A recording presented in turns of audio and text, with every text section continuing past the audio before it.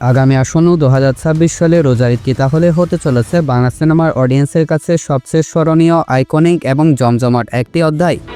কারণ 26 সালে রোজার ঈদে মুক্তি পেতে চলেছে শাকিব খান অভিনীত প্রিন্স, সিয়াম আহমেদ অভিনীত রাক্ষস, আফরান নিশো অভিনীত দম, শরীফুল রাজের বনলতা এক্সপ্রেস এবং আরিফিন শুভর মালিক। এই যে ঢালিউডের 5 জন বড় বড় স্টারের বড় বড় 5টি সিনেমা রোজার ঈদে মুক্তি পাবে, ব্যাপারটা ঠিক কিভাবে জমে উঠবে। আজকে এই ভিডিওতে এই ইউনিক টপিকটা নিয়ে কথা বলবো, তাই ভিডিওটা শেষ পর্যন্ত অবশ্যই দেখবেন। ভিডিও শুরু করার আগে বলি, আমাদের সবার প্রিয় শহীদ ওসমান হাদিবের জীবনী নিয়ে সংক্ষিপ্ত একটি ভিডিও আমি আপলোড করে রেখেছি। যারা ভিডিওটা দেখেন নাই অবশ্যই দেখে আসতে পারেন, আর আপনি চাইলে ভিডিওতে লাইক আর চ্যানেলটাও সাবস্ক্রাইব করে দিতে পারেন। তাহলে চলুন এবার আজকের ভিডিওটা শুরু করি। আসন্ন 26 সালে রোজার ঈদে মুক্তি পেতে যাওয়া সিনেমাগুলোর মধ্যে অন্যতম একটি সিনেমা হচ্ছে আরিফিন শুভ অভিনীত, সাইফ চন্দন পরিচালিত অ্যাকশন ঘরানা সিনেমা মালিক। এখনো পর্যন্ত মালিক সিনেমার অফিসিয়াল কোনো অ্যানাউন্সমেন্ট আসে নাই, তবে সিনেমাটা যে 2026 সালে রোজার ঈদে রিলিজ করা হবে এটা মোটামুটি 100% কনফার্ম। সিনেমাটার পোস্টার টিজার না আসার কারণে এখনো পর্যন্ত বলা যাচ্ছে না এই সিনেমাটা কোন টাইপের হবে। তবে একমাত্র ভরসা আছে আরিফিন শুভর উপর, কারণ আরিফিন শুভ ক্যারিয়ারের শুরু থেকে নিয়ে এখন পর্যন্ত নিজের উপর অসংখ্য এক্সপেরিমেন্ট করেছেন, কিন্তু আরিফিন শুভর ভাগ্যটা এতটাই খারাপ যে অসংখ্য ভালো ভালো সিনেমা করার পরেও সফলতা তার কাছে তেমন একটা ধরা দেয়নি।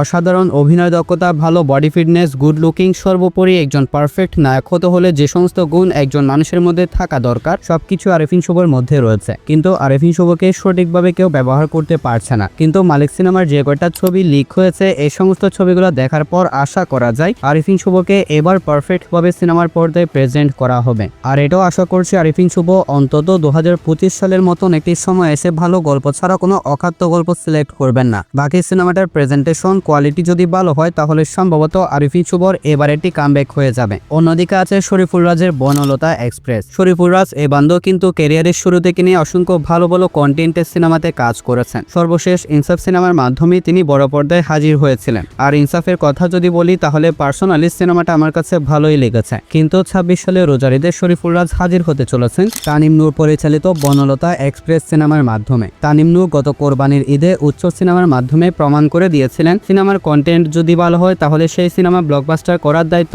অডিয়েন্স নিজে নিয়ে নেয়। এই কথা বলছি কারণ গত কোরবানির ঈদে তানিম নূর পরিচালিত উৎসব সিনেমাটা কন্টেন্টের দিক থেকে এতটাই ভালো ছিল যে শেষের দিনগুলোতে এই সিনেমাটা তাণ্ডব সিনেমা থেকেও বেশি কালেকশন করে দেখিয়েছিল। আর সিনেমাটা অডিয়েন্স এতটাই পছন্দ করেছিল যে শেষমেশ সিনেমাটা ফ্যামিলি ব্লকবাস্টার প্রমাণিত হয়। সো উৎসবের মতন একটি সিনেমার টিম যেহেতু বনলতা এক্সপ্রেস সিনেমাটা হ্যান্ডেল করবেন, তাই আর এই সিনেমার গল্প, কন্টেন্ট, প্রেজেন্টেশন কোনো কিছু নিয়ে সন্দেহ থাকছে না। আশা করছি আসন্ন রোজার ঈদে শরীফুল রাজ এবং তানিম নূর বনলতা এক্সপ্রেস সিনেমার মাধ্যমে তাদের আগের সিনেমা উৎসবকে ওভারশেডও করতে পারবে। রোজার ঈদের কম্পিটিশনে আরও আছে আফরান নিশো অভিনীত এবং রিদওয়ান রনি পরিচালিত আরও একটি অসাধারণ কন্টেন্টের সিনেমা দম। আফরান নিশো এ পর্যন্ত যে দুইটা সিনেমাতে কাজ করেছেন সেই দুইটা সিনেমায় কন্টেন্টের দিক থেকে অসাধারণ ছিল। এবার আফরান নিশো দম সিনেমার মাধ্যমে আরও একটি ভিন্ন রকম কন্টেন্টের এক্সপিরিয়েন্স দিতে চলেছেন বাংলা সিনেমার অডিয়েন্সকে। আফরান নিশো আর দম সিনেমার প্রোডাকশন কোম্পানি বেশ জোর গলায় বলছে তাদের দম বাংলাদেশের প্রেক্ষাপটে এক ভিন্ন রকমের সিনেমা হতে চলেছে, এবং এই টাইপের সিনেমা আজ পর্যন্ত বাংলাদেশে তৈরি করা হয় নাই। তাছাড়া দম এই সিনেমাটা রোজার ঈদে মুক্তি পেতে যাওয়া সমস্ত সিনেমাগুলোর মধ্যে দ্বিতীয় সর্বোচ্চ বাজেটের সিনেমা। সিনেমাটার আনুমানিক বাজেট হচ্ছে 12 থেকে 15 কোটি রুপি। অন্যদিকে শাকিব খানের প্রিন্স সিনেমার পরে এখনো পর্যন্ত রোজার ঈদে মুক্তি পেতে যাওয়া সিনেমাগুলোর মধ্যে সবচেয়ে বেশি হাইপ নিয়ে এগিয়ে রয়েছে রাক্ষস। সিনেমাটার মধ্যে প্রধান চরিত্রে অভিনয় করতে চলেছেন সিয়াম আহমেদ, আর নায়িকা চরিত্রের সিনেমাটায় দেখা যাবে সুস্মিতা চ্যাটার্জিকে।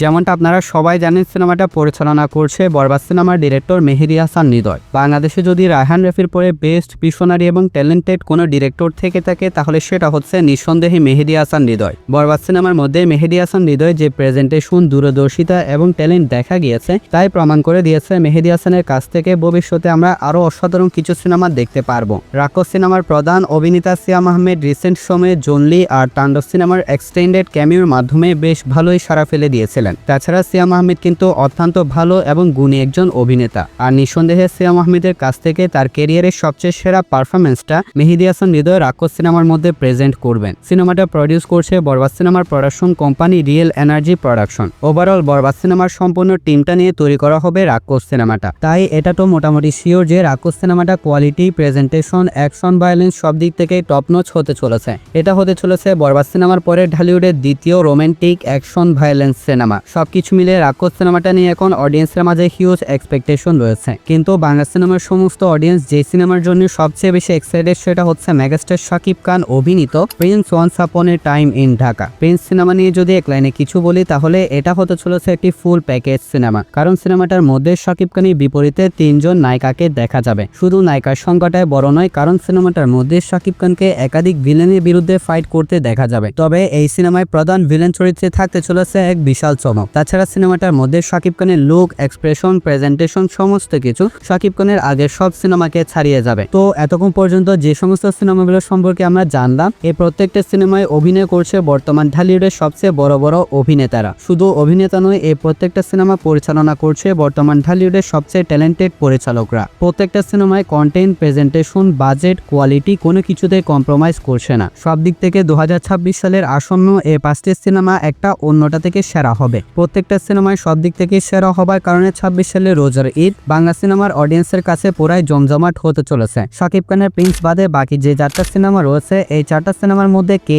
এগিয়ে থাকবে এটা ডিপেন্ড করবে কোন সিনেমাকে কোয়ালিটি, প্রেজেন্টেশন সব দিক থেকে বিট করবে এটার মাধ্যমে। 26 সালে রোজার ঈদে বাংলা সিনেমা অঙ্গনে যে ক্লেশটা হতে চলেছে, এমন ক্লেশ ঢালিউড সিনেমার ইতিহাসে ঢালিউডের অডিয়েন্স এর আগে কখনো দেখে নাই। এক কথায় 26 সালে রোজার ঈদ বাংলা সিনেমার অডিয়েন্সের কাছে পুরোই জমে যাবে। সো গাইস, আপনি এই 5টা সিনেমার মধ্যে কোন সিনেমাটা সবার আগে দেখবেন আর কোন সিনেমাটা সবার পরে দেখবেন সেটা অবশ্যই কমেন্টে জানাবেন। আর হ্যাঁ, ভিডিওতে লাইক আর চ্যানেলটা সাবস্ক্রাইব করতে ভুলবেন না। তাহলে দেখা হচ্ছে পরবর্তী আরো একটি ভিডিওতে। ততক্ষণ ভালো থাকবেন, সুস্থ থাকবেন, টেক কেয়ার, আল্লাহ হাফেজ।